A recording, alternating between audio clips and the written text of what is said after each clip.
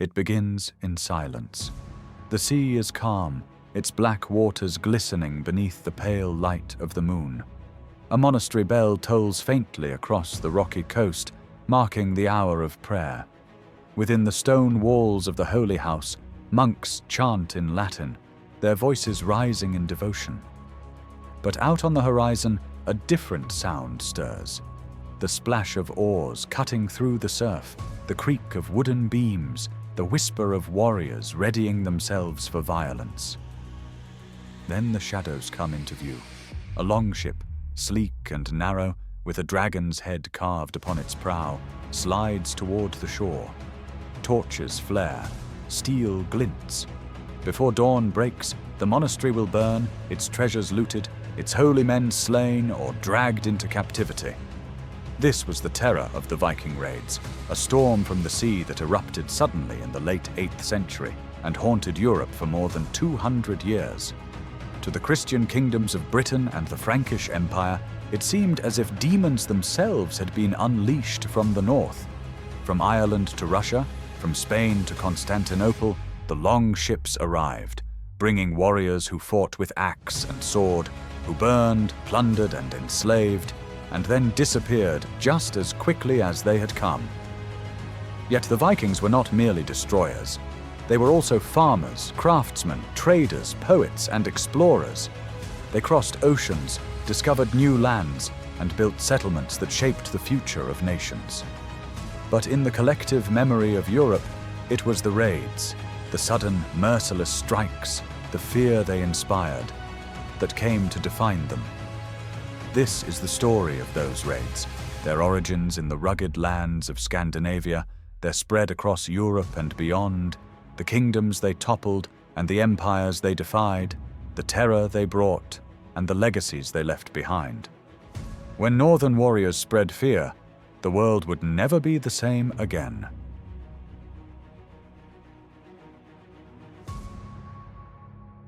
To understand why the Viking raids began, we must first step back into the world of Scandinavia in the late 8th century. The lands that produced the Vikings were wild, beautiful, and unforgiving. Scandinavia was a region defined by its geography. Norway's jagged fjords cut deep into the coastline, with steep mountains rising dramatically above narrow strips of farmland. Denmark's lowlands offered more fertile soil, but were bordered by shifting seas. Sweden stretched vast and forested, with great lakes and rivers winding through its interior. Winters were long and harsh, summers short but intense. Life here was demanding. Communities were small, often just clusters of farmsteads bound together by kinship. At the heart of each stood the longhouse, a rectangular hall of timber and turf where families ate, slept, worked, and told stories around the fire. The society was hierarchical. At the top stood kings or jarls, chieftains who commanded loyalty through wealth, gift-giving, and prowess in battle. Beneath them were free farmers who owned their own land and weapons, and thralls or slaves who performed the hardest labor. Honor and reputation were central values, preserved in law codes and oral traditions. The spiritual world of the Norse was rich with gods and myths. Odin, the one-eyed All-Father, was the god of wisdom, war, and death. Thor, the Thunderer, defended mankind with his mighty hammer. Frey and Freya oversaw fertility and prosperity. The afterlife was not simply heaven or hell, but realms like Valhalla, where warriors slain in battle feasted until Ragnarök, the end of the world. This worldview prized courage and action. To die gloriously in battle was to win eternal honor. Such beliefs fueled a culture that celebrated raiding and exploration as paths to greatness. If the Norse religion provided the spirit of raiding, their ships provided the means. The longship was a marvel of engineering. Its clinker-built hull with overlapping planks was strong yet flexible, able to withstand rough seas. A shallow draft allowed it to sail upriver as easily as across oceans. Powered by both oars and a square sail, it could achieve remarkable speed and maneuverability. These ships gave the Vikings unmatched mobility. They could strike almost anywhere: coastal towns, inland monasteries, riverside markets, and retreat before local forces could respond. To their victims, the longship became a symbol of terror, appearing suddenly on the horizon like a herald of doom. Why did the Vikings begin raiding around 793? Several factors converged. Population was growing, placing pressure on limited farmland. Younger sons, without inheritance, sought fortune abroad. Political consolidation under ambitious kings encouraged expansion. Contact with wealthy Christian Europe revealed tempting prizes: gold and silver in monasteries, goods in trading towns, and slaves to be captured and sold. At the same time, Europe itself was vulnerable. The Anglo-Saxon kingdoms of England were divided. Ireland was fragmented among rival chieftains. The Carolingian Empire, though powerful under Charlemagne, stretched thin across vast territories. Few regions were prepared to defend against sudden sea-borne assaults. Thus, in the final decades of the 8th century, the conditions were ripe. Scandinavia had the men, the ships, and the will. Europe had the wealth, the weakness, and the targets. And so the storm broke. History remembers the year 793 as the thunderclap that announced the Viking Age. On June 8th, the monks of Lindisfarne, a holy island off the northeast coast of England, awoke to horror. For generations, Lindisfarne had been a sanctuary. Founded in the 7th century, it housed a monastery famous for the Lindisfarne Gospels, illuminated manuscripts of exquisite beauty. Pilgrims came from afar to venerate the relics of St. Cuthbert. The island was remote, peaceful, unguarded. But to the raiders from across the North Sea, it was something else: rich, isolated, defenseless. Long ships grounded on the shore. Armed men stormed the monastery. They cut down those who resisted. Some monks were slain outright, others were dragged away in chains to be sold as slaves. Sacred objects, chalices, reliquaries, jeweled books were ripped from altars. The air filled with fire and screams. The Anglo-Saxon Chronicle recorded the calamity with stark words. On the 8th of June, the ravages of heathen men miserably destroyed God's church on Lindisfarne. With plunder and slaughter, the attack shocked Christendom. Alcuin, a scholar in Charlemagne's court, lamented that such blasphemy could occur in a land once thought secure under God's protection. To the Anglo-Saxons, it felt as if the apocalypse had begun. Yet to the Vikings, it was simply the beginning.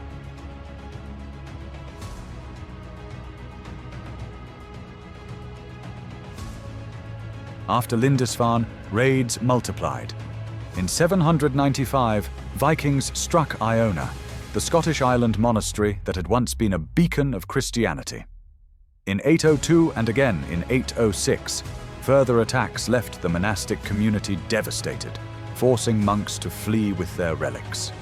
Ireland too felt the storm. In 795, raiders appeared off the coast, and within decades, Viking activity became a constant threat. Unlike in England, where raids initially targeted coastal monasteries, in Ireland the longships penetrated rivers, striking deep inland. By the 830s, Dublin, Limerick, Waterford and Wexford were emerging as Viking bases, first as temporary camps, then as permanent fortified towns. In Britain, coastal regions like Northumbria, East Anglia and Kent suffered repeated strikes. Entire villages lived in fear of sails appearing on the horizon.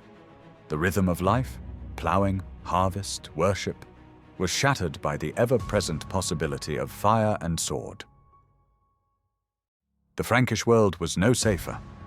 In 799, raiders appeared on the coast of Aquitaine. By the early 9th century, fleets sailed up the Seine and Loire, striking at will. The most dramatic moment came in 845. That spring, a fleet of 120 ships, commanded by a leader remembered as Ragnar, possibly Ragnar Lothbrok of saga fame, sailed up the Seine toward Paris. King Charles the Bald, grandson of Charlemagne, mustered an army to block them. but the Vikings routed his forces, capturing and hanging 111 prisoners as a grisly warning. Reaching Paris, they demanded ransom. To spare his city, Charles paid 7,000 pounds of silver, a fortune. The Vikings sailed away, richer and emboldened, leaving behind a shaken kingdom. The lesson was clear. No place, however grand, was safe. Even the heart of the Carolingian Empire could be reached by dragon-proud ships.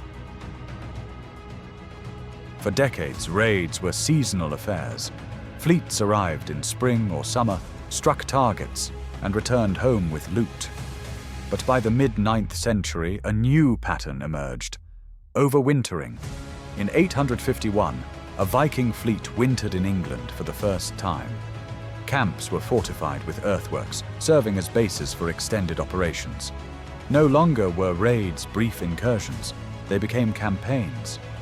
This escalation reached its climax in 865, with the arrival of what the Anglo-Saxon Chronicle called the Great Heathen Army.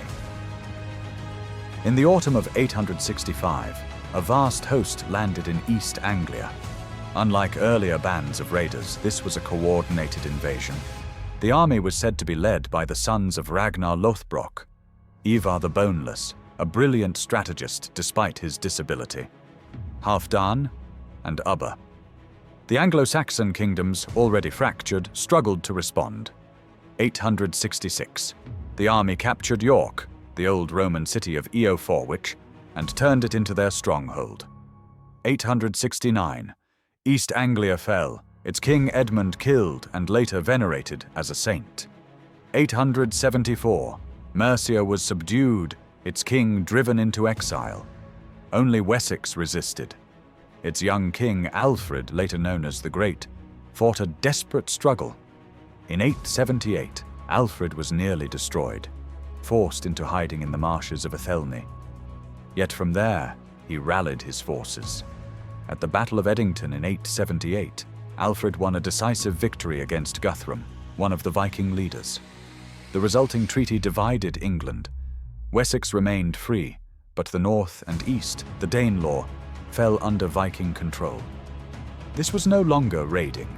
It was conquest and settlement.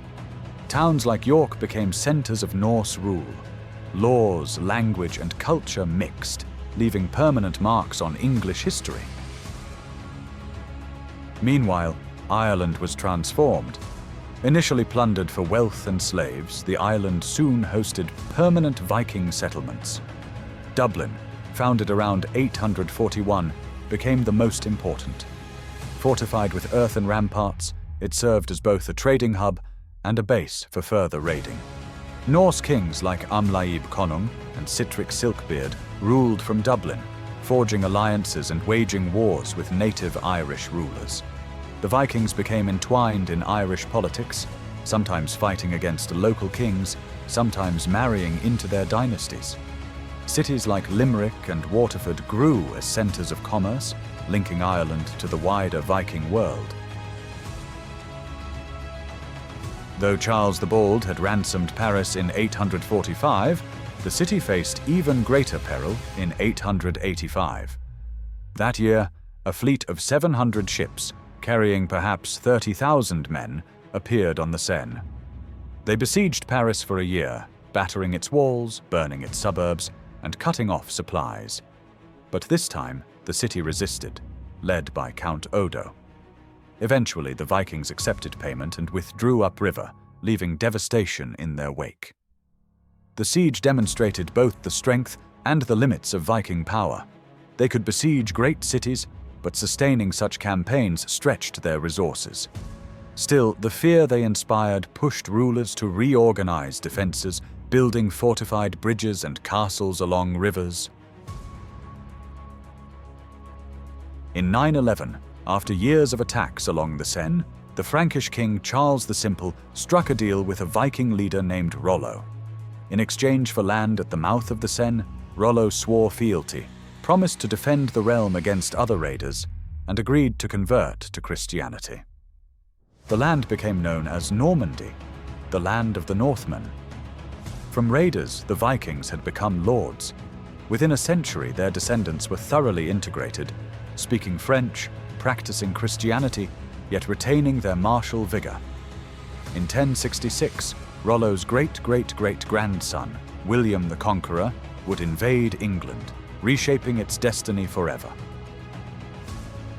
While Norwegians and Danes sailed west, Swedish Vikings turned east. Known as Varangians, they followed the rivers of Russia, trading furs, slaves, and amber for silver from the Islamic Caliphate. They founded towns like Novgorod and Kiev, laying the foundations of the Rus state. According to the primary chronicle, local Slavs invited the Varangian chieftain Rurik to rule over them in 862. His dynasty would endure, eventually producing the rulers of Kiev and Rus, and much later Muscovy. Some Varangians journeyed further still. Reaching Constantinople, they offered their services as mercenaries. By the 10th century, the Byzantine emperors employed the Varangian Guard, an elite corps of axe-wielding Norsemen, famed for their loyalty and ferocity. Not all Viking voyages were about plunder. Some sought land to settle. Iceland was settled around 870, becoming a republic of free farmers and chieftains, famous for its sagas and Althing, the world's oldest parliament. Greenland was colonized by Eric the Red around 985, its settlers eking out a living in a harsh climate. Around the year 1000, Leif Erikson, son of Eric the Red, sailed further west and reached Vinland in North America. Though settlements there did not endure, these voyages marked the first European contact with the New World, 5 centuries before Columbus. The Viking raids left scars that stretched across Europe. For 2 centuries, they had come like waves, sudden, unpredictable, and devastating. But by the middle of the 11th century, the storm began to fade. In the immediate decades, the raids reshaped local life. In Britain, monasteries rebuilt after devastation, often relocating relics of saints to safer inland sites. Communities developed warning systems, beacons lit along hills to signal the approach of ships. Kings imposed new taxes to fund defenses. The sense of vulnerability was profound. Entire generations grew up fearing the dragon-proud silhouette on the horizon. In Francia, riverside towns fortified their bridges, turning them into choke points. Lords built castles, both as refuges and as strongholds to assert local power. The Viking threat accelerated feudal fragmentation. Counts and dukes gained authority as kings struggled to protect distant regions. In Ireland, Norse towns became entrenched in the island's political landscape. Rival Irish kings often allied with or fought against Viking leaders, blurring the line between native and foreigner. Dublin emerged as the hub of a thriving slave trade, linking Ireland to networks that stretched as far as the Islamic world. In the east, the Varangians carved out lasting dominions. Kiev flourished as a crossroads of trade between Scandinavia, Byzantium, and the steppe. Silver from the Abbasid Caliphate poured northward, fueling Scandinavian wealth. For ordinary people, however, the cost was immense. Lost lives, stolen children sold into slavery, ruined harvests, desecrated churches, burned homes. The trauma of the raids endured long after the flames had died. But out of destruction came transformation. In England, the pressure of the raids forced unity. The Anglo-Saxon kingdoms, once divided, gradually coalesced under Wessex. Alfred the Great's reforms, fortified burhs, restructured armies, and a defensive navy, became the backbone of a stronger state. Though conquered temporarily by Nut the Great in the early 11th century, England emerged more centralized, more resilient, and poised to play a larger role in European politics. In France, Viking incursions hastened the rise of regional powers. Normandy, granted to Rollo in 911, grew into a dynamic duchy. Its people, once raiders, became integrated into Frankish society, yet retained their martial edge. The legacy of this fusion would be felt dramatically in 1066, when Duke William of Normandy crossed the Channel to claim the English crown. In Scandinavia, the raids catalyzed change at home. Wealth poured back from abroad. Silver hoards, exotic goods, new technologies, even ideas of kingship and Christianity. Chieftains transformed into kings, consolidating larger realms. By the year 1000, Denmark, Norway, and Sweden were emerging as Christian monarchies, connected to Europe not as raiders, but as peers. Thus, while the Viking Age devastated much of Europe, it also accelerated political, economic, and cultural change. Why do the Viking raids still loom so large in history? The answer lies not only in the destruction they wrought, but in the transformations they unleashed. The raids forced kingdoms to adapt. England's evolution from a patchwork of kingdoms into a united realm was shaped directly by the Viking threat. France's feudal landscape, dotted with castles and powerful lords, was partly a response to the inability of kings to fend off Norse fleets. Even Byzantium, far to the southeast, recruited Norse warriors as Varangian guards to harness their fearsome reputation. In this sense, the Vikings acted as catalysts. By testing Europe's defenses, they pushed rulers toward greater organization, taxation, and military reform. The Europe of the High Middle Ages, fortified, centralized, and expansionist, was forged in part in reaction to the Viking storm.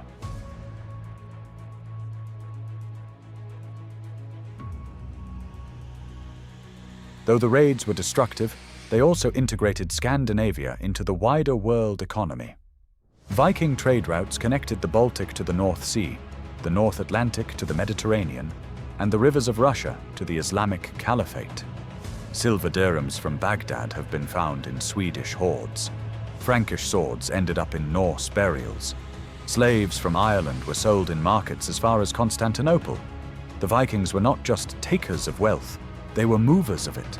Their networks created the foundations of commercial towns like Dublin, York, and Novgorod, which endured long after the raiders themselves were gone.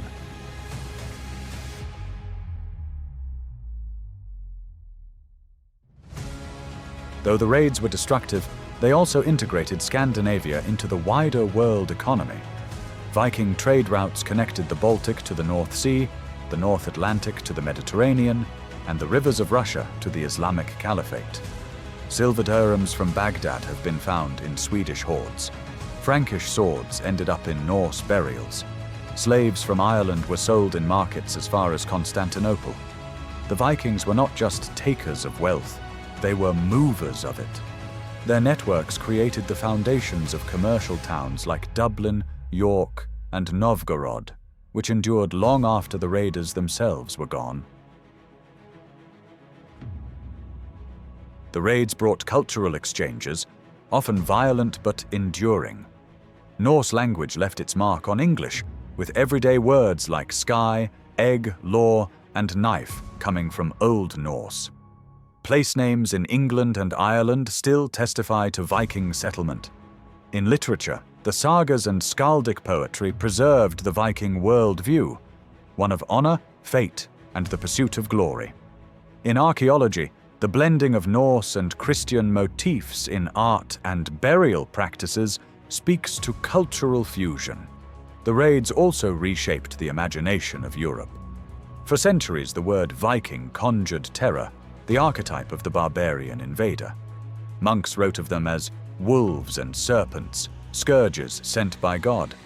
This image has echoed through time, shaping medieval chronicles, modern novels, and even television dramas. By the mid-11th century, the Viking Age was ending. Scandinavia had converted to Christianity. Stronger kingdoms had grown in England, France, and elsewhere. New enemies, like the Normans, themselves descendants of Vikings, emerged. The longships still sailed, but the age of raiding was passing into memory. Yet the legacy endured. In England, the Danelaw shaped law codes, landholding patterns, and the very identity of the realm. the eventual Norman conquest, carried out by the descendants of Vikings, forever linked England to the continent. In France, Normandy became a powerhouse, producing not only conquerors but also cultural innovations that spread across Europe. In Eastern Europe, the Varangians laid the roots of states that would evolve into modern Russia and Ukraine. Across the North Atlantic, the Norse left sagas of Greenland and Vinland, whispers of a world beyond the horizon. But perhaps the greatest legacy was psychological. To medieval Europeans, the Vikings represented the chaos that lay beyond Christendom's fragile order. They were proof that the world was wider, wilder, and more dangerous than many had imagined. And in their response, fortifying, uniting, and expanding, Europe itself was transformed. Today, the Vikings are remembered with fascination as much as fear. Archaeology uncovers their ships, jewelry, weapons, and settlements.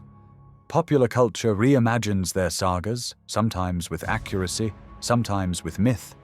They remain symbols of adventure, resilience, and defiance.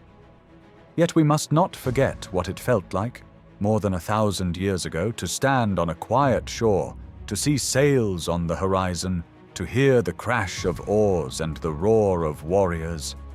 For those who lived through it, the Viking raids were no romantic tale. They were terror made flesh. This was the age when northern warriors spread fear. This was the age of the Viking raids.